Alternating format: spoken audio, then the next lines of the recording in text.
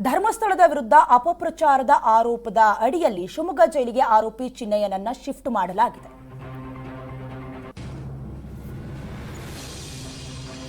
ಧರ್ಮಸ್ಥಳ ವಿರುದ್ಧ ಅಪಪ್ರಚಾರ ಆರೋಪದಡಿಯಲ್ಲಿ ಶಿವಮೊಗ್ಗ ಜೈಲಿಗೆ ಆರೋಪಿ ಚಿನ್ನಯ್ಯನನ್ನ ಶಿಫ್ಟ್ ಮಾಡಲಾಗಿದೆ. ಅದರಲ್ಲೂ ಭದ್ರತಾ ದೃಷ್ಟಿಯಿಂದ ಶಿವಮೊಗ್ಗಕ್ಕೆ ಸ್ಥಳಾಂತರ ಮಾಡಲಾಗಿದೆ.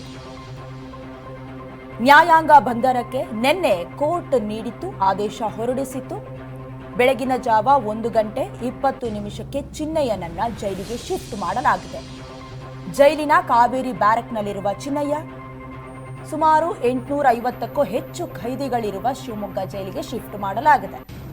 ಹೈಟೆಕ್ ಜೈಲಾಗಿರುವ ಶಿವಮೊಗ್ಗ ಜಿಲ್ಲಾ ಜೈಲ್ ಧರ್ಮಸ್ಥಳದ ಕ್ಷೇತ್ರದ ವಿರುದ್ಧ ಅಪಪ್ರಚಾರ ಆಗ್ತಾ ಇದೆ, ಅಥವಾ ಈಗಾಗಲೇ ನನಗೆ ಪಾಪಪ್ರಜ್ಞೆ ಕಾಡ್ತಾ ಇದೆ, 100 ಶವಗಳನ್ನು ಹೂತಿಟ್ಟಿದ್ದೀನಿ, ಹಾಗಾಗಿ ನನಗೆ ಜೀವ ಬೆದರಿಕೆ ಇತ್ತು, ಕರ್ನಾಟಕದಲ್ಲಿ ಇರೋದಕ್ಕೆ ಸಾಧ್ಯ ಆಗಲಿಲ್ಲ, ತಮಿಳುನಾಡಿಗೆ ನಾನು ತಲೆಮರೆಸ್ಕೊಂಡಿದ್ದೆ, ಹೀಗೆ ನಾನಾ ರೀತಿಯ ಕಥೆಯನ್ನು ಕಟ್ಟಿದ್ದಂತಹ ಮಾಸ್ಕ್ ಮ್ಯಾನ್ ಚಿನ್ನಯ್ಯನನ್ನ ನಿನ್ನೆ ಶಿವಮೊಗ್ಗ ಜೈಲಿಗೆ ನ್ಯಾಯಾಲಯ ಆದೇಶ ನೀಡಿದೆ, ಕಸ್ಟಡಿ ನೀಡಿರುವುದು.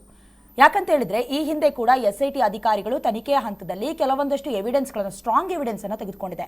ಅದರಲ್ಲಿ ತಿಮರೋಡಿ ಮನೆಯಲ್ಲಿ ಉಳ್ಕೊಂಡಿದ್ದು, ಅದರ ಜೊತೆಗೆ ಚಿಕ್ಕ ಚಿಕ್ಕ ವಿಚಾರಗಳು ಕೂಡ, ಅಂದ್ರೆ ಆತ ಧರಿಸ್ತಾ ಇದ್ದಂತಹ ಬಟ್ಟೆ, CCTV ಫುಟೇಜ್ ಇಂದ ಹಿಡಿದು, ರಿಮೋಟ್ ಇಂದ ಹಿಡಿದು ಎಲ್ಲವನ್ನ, ಆತ ಏನೇನು ಬಳಸ್ತಾ ಇದೆ ಎಲ್ಲವನ್ನ ಕೂಡ ಎವಿಡೆನ್ಸ್ ಆಗಿ ತೆಗೆದುಕೊಂಡ್ರು. ಅದಾದ ಮೇಲೆ ಇನ್ನಷ್ಟು ದಿನ ತನಿಖೆಗೆ ಪೂರಕವಾಗುವಂತೆ ಅಥವಾ ವಿಚಾರಣೆಗೆ ಆತ ಬೇಕು.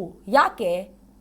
ಚಿನ್ನಯ್ಯ ಕೊಟ್ಟಿದ್ದಂತಹ ಕೆಲವೊಂದಷ್ಟು ಹೇಳಿಕೆ ಏನಿದೆ ಅದು ಬೇರೆಯದ್ದೇ ರೀತಿಯಲ್ಲಿ ಸಾಕ್ತಾ ಹೋಗ್ತಾ ಇದೆ. ಹಾಗಾಗಿ ನಿನ್ನೆ ನ್ಯಾಯಾಲಯ ಮತ್ತೆ SIT ಅಧಿಕಾರಿಗಳಿಗೆ ಸುಮಾರು 14 ದಿನ ಕಸ್ಟಡಿಗೆ ಕೊಡೋದಕ್ಕೆ ಆದೇಶ ನೀಡಿದೆ. ಸದ್ಯದ ಮಟ್ಟಿಗೆ ಶಿವಮೊಗ್ಗ ಜೈಲಿಗೆ, ಅದರಲ್ಲೂ 850ಕ್ಕೂ ಹೆಚ್ಚು ಖೈದಿಗಳಿರುವ ಜೈಲಿಗೆ ಸ್ಥಳಾಂತರ ಮಾಡಲಾಗಿದೆ.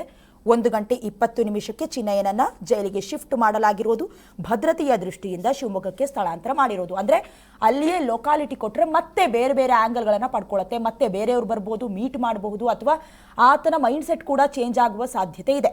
ಹಾಗಾಗಿ ಸದ್ಯಕ್ಕೆ ನ್ಯಾಯಾಂಗ ಬಂಧನಕ್ಕೆ ನಿನ್ನೆ ಕೋರ್ಟ್ ನೀಡಿದೆ. 1:20 ಜೈಲಿಗೆ ಶಿಫ್ಟ್ ಮಾಡಲಾಗಿದೆ.